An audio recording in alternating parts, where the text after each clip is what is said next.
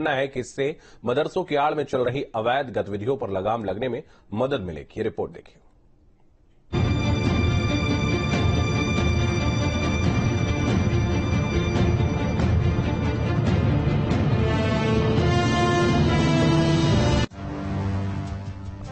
UP में अब मदरसे बीते दिनों की बात होने वाले हैं। सरकार अवैध मदरसों को लेकर सख्त एक्शन के मूड में है।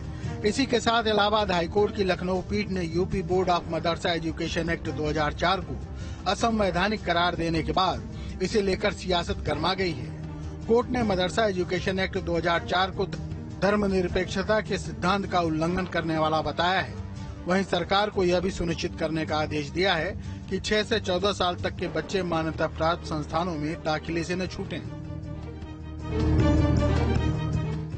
मदरसा शिक्षा का यह अधिनियम वर्ष 2004 में मुलायम सिंह यादव की सरकार में बना था। यह ऐसा कानून है जिससे प्रदेश के मदरसों का संचालन होता है। मानक पूरा करने वाले मदरसों को मदरसा बोर्ड मान्यता देता है। बोर्ड मदरसों को पाठ्यक्रम, शिक्षण सामग्री और शिक्षकों के प्रशिक्षण के लिए दिशा निर्देश प्रदान करता है। प्रदेश में इस समय प्राइमरी और जूनियर स्तर के 11,057, हाई स्कूल स्तर के 4,394 और सरकार से अनुदान पाने वाले 560 मदरसे हैं, जिनमें 13.57 लाख बच्चे पढ़ते हैं। कोई टिप्पणी समाजवादी पार्टी को नहीं करनी है। भारतीय जनता पार्टी के पास ऐसे बहुत से लोग हैं जो समय समय पे भारतीय जनता पार्टी के लिए याचिकाएं दाखिल करते हैं और फिर जब वो मुकदमे चलते हैं तो ये सरकार की मंशा पे होते हैं कि सरकार क्या चाहती, सरकार कोर्ट में कैसी पैरवी कर रही, किस पक्ष की तरफ पैरवी कर रही। इसलिए ये फैसला आया है, लेकिन ये कोई अंतिम फैसला नहीं है। समाजवादी पार्टी समझती कि बच्चों को शिक्षा मिलनी चाहिए और शिक्षा से उनको वंचित नहीं किया जा सकता। देखिए, हाई कोर्ट ने ये जो फैसला दिया है, इस फैसले का क्या आधार है, हाई कोर्ट ने उसमें क्या टिप्पणी की है, इसको विस्तृत रूप में अध्ययन के बाद ही इस पर कुछ कहा जा सकता है। निश्चित रूप से अगर हाई कोर्ट ने इस तरह का फैसला दिया है तो इससे जुड़ी जो संस्था है और सरकार इस पर निश्चित रूप से विचार करेंगे। हाई कोर्ट ने उत्तर प्रदेश मदरसों को लेकर के एक बड़ा निर्णय लिया, जिसके बाद मदरसों को असंवैधानिक करार देने की बात कल फैसले में की गई है। इस वक्त हम लोग राजधानी लखनऊ के ही एक मदरसे पर मौजूद हैं। यहाँ यह मदरसा भी बताया जा रहा है कि करीब 2004 के आसपास के और उसके पहले का है और हाईकोर्ट की तरफ से जो उत्तर प्रदेश मदरसा शिक्षा बोर्ड कानून को पूरी तरह से असंवैधानिक करार दिया गया है। इस निर्णय से करीब उत्तर प्रदेश के 560 अनुदानित मदरसे के शिक्षक व कर्मियों की नौकरी पर तलवार लटक गई है। उत्तर प्रदेश मदरसा शिक्षा बोर्ड कानून को लेकर के इलाहाबाद हाईकोर्ट के आदेश के बाद अगर अनुदानित मदरसे बंद कर दिए जाते हैं तो कार्यरत करीब 10,200 शिक्षक व शिक्षणोत्तर कर्मचारियों की रोजी रोटी पर भी संकट खड़ा हो जाएगा।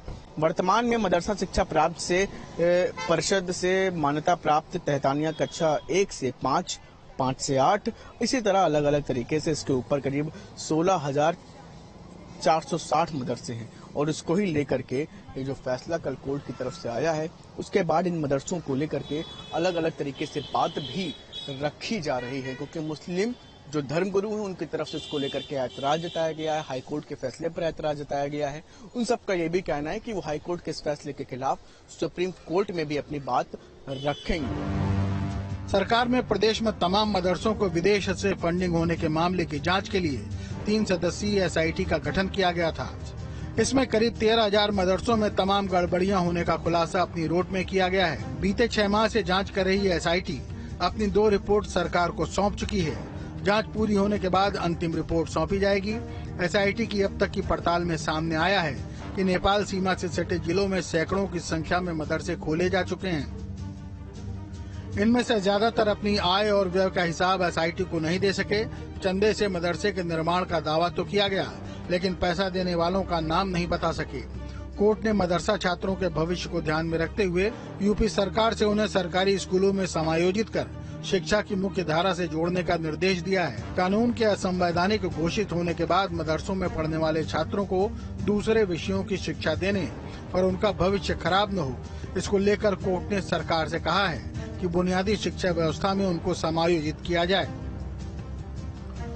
कोर्ट के इस फैसले के बाद इसे लेकर सियासत तेज हो गई है। एक पक्ष जहां इसे फिर से रिस्टोर करने की मांग कर रहा है, वहीं दूसरा पक्ष कोर्ट के इस फैसले से खुश है और उसका मानना है कि इससे मदरसों की आड़ में चल रही अवैध गतिविधियों पर लगाम लगाने में सहयोग मिलेगा।